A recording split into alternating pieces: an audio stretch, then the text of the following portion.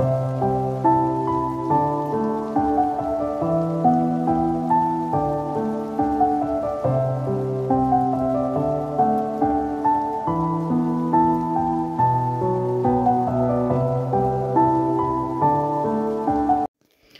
everyone! Sa video ito, ako ay magluluto ng ginataang puso ng saging, heart blossom.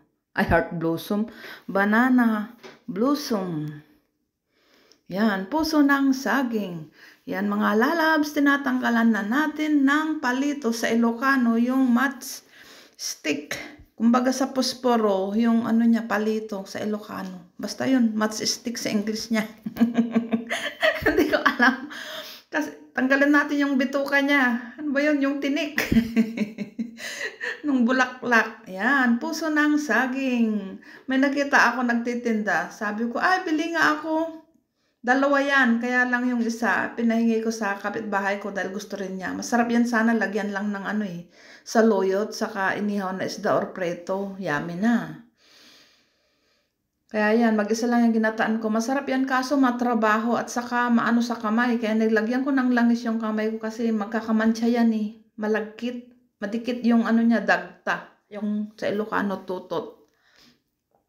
Yan, naalis ko siya isa-isa yung bituka niya sa loob kasi matigas yan eh. Yung sa gitna niyan, yung puti. Kumbaga sa ano, yan yung backbone. Nung puso ng saging. Sabi ko, nakita ko, ay, namiss kong kumain ng ano, mag-ulam ng ano. Inataon na wala yung amo ko.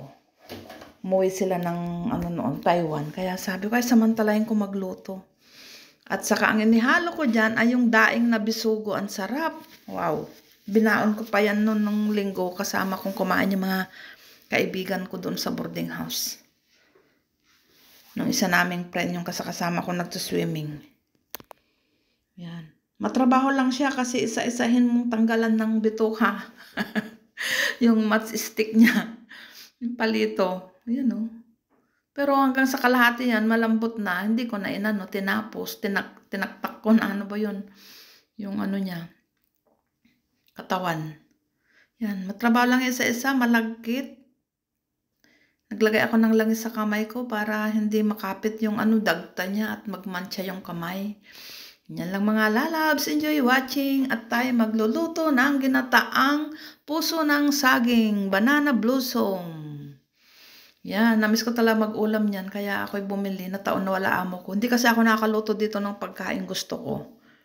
Kasi ayaw nila ng prito, kaya may bagoong, may paksi, ay may suka.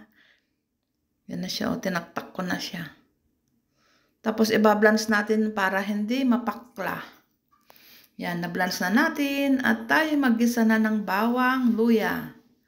Yan lang, wala akong sibuyas kasi hindi kami nagsisibuyas dito. Ayaw ng sibuyas mga amo ko. Hindi na rin ako bumili. Kaya luya at bawang lang yung pinanggisa ko dyan. Yan. Gisa-gisa natin saglit. Tapos lagyan na natin ng tubig at gata. Saka ilagay natin yung hinimay ko ng ano, daing na bisugo. Ang sarap. Binili ko yung daing na bisugo nung nagpunta kami ng Saikong. Yan o, daing na bisugo. Ang sarap, mura lang. Sana makapunta ulit ako doon sa pier. Mura, 3 pack, 50. Binili ko noon. Yan, saka, yan o, 3 pack yan nagatang. Nilagay ko yung creamy. Masarap siya. Saka nilagyan ko ng sili. Yan ang aking niluto. Yummy, yummy. O, diba? Nilagay ko na yung daing. Masarap siya. 3 gata ang nilagay ko. Creamy kasi yung gata na yan. Parang sa ano, puro. Yung unang piga, kung sa Pinas. Mahal 10 yung isa niyan. O, diba? Kung gusto mo mag-ulam ng masarap, di yung ano na, satisfied ka na. Ganon lang yun. Ang sarap ng aking ulam. Ginataang puso ng saging. Banana blossom.